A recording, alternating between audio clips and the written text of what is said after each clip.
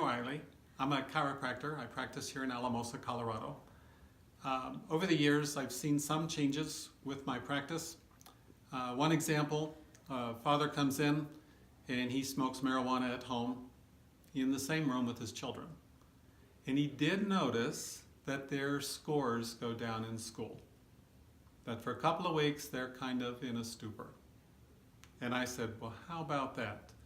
So he was real curious, didn't smoke around his children anymore, and didn't see them go into that drug stupor and poorer grades.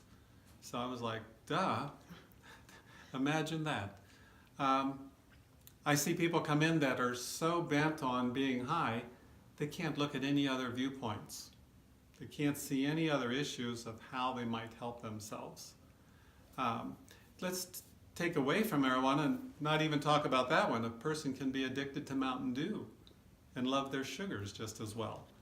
But whenever you're dealing with marijuana, a drug of that caliber and today's potencies, it makes a big difference.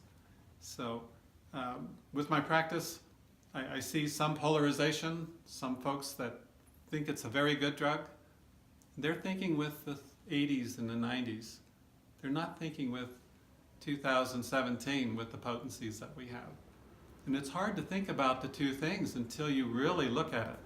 And it takes some time to get some of the data. The maturity of data collection hasn't occurred.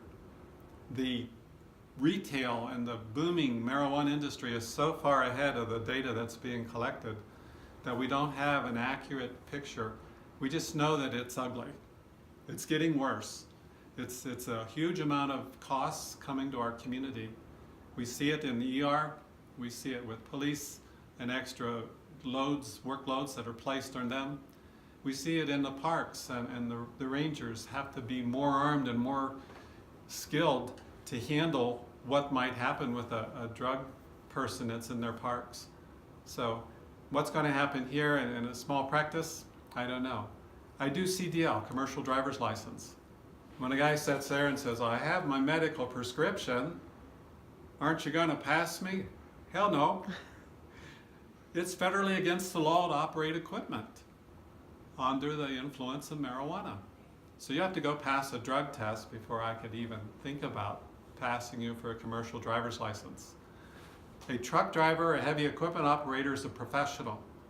They're responsible for 80,000 pounds moving at 70, 80 miles an hour. And they have to be able to think quickly at the drop of a second just to change whatever the environment brings to them. They can't be high.